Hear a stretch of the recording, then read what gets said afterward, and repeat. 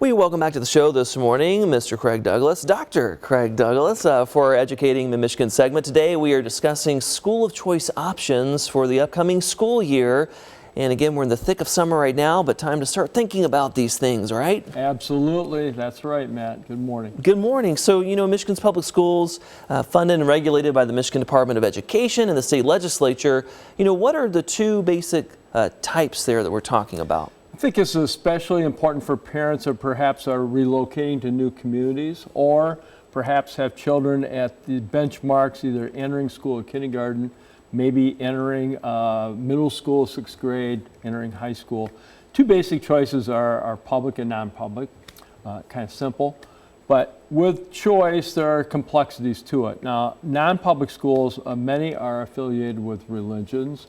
I'll cite Powers Catholic Central as a great example right here in Flint of a very strong non-public school option for parents.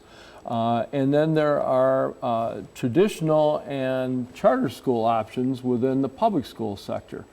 Traditional schools generally have boundaries, so as people move into communities, there'll be boundaries to define what school they belong to. What district, Yeah, and yet, as you well know, and many of us know through the years, within school choice, people can opt to attend contiguous or nearby community schools as well.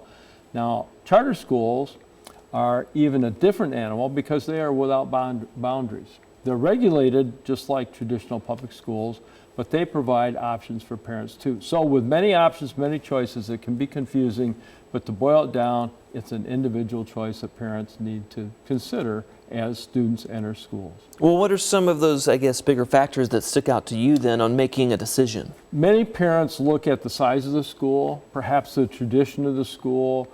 Are they alumni of the school? Have they belonged to the school or have other affiliations? Maybe through word of mouth, they know teachers that teach in various schools, or maybe parents who have children in schools.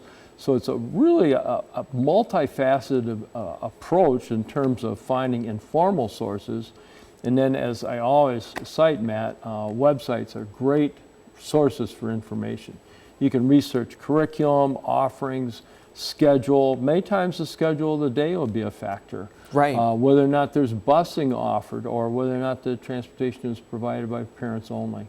With all that said, any advice then for parents or guardians out there who are in the process of deciding right now? If I can kid you a little bit, I would say stay calm. Yeah, it can be overwhelming with all the choices. It can be overwhelming. Consider visiting schools, whether they're in or out of office areas, visiting playgrounds, getting a sense, a feel for the climate, and then make the best decision and try to stick with it, because moving students during the school year is always problematic. It can be done, I'm not saying it can't, but you probably want to make the best decision you can and then stick with it. Yeah, to have them settled going into that new school year. Precisely. Where can folks go for more information? Are there's resources out there? Oh yeah, resources are plentiful. I think the web's a great resource. Intermediate school districts are a great resource because they oversee more than just a couple traditional schools. They also oversee the public school academies or the charter schools. So there are a lot of sources. Yeah. It's a matter of choice in terms of finding the right one. That's right. Thank you so much, sir. Thank you.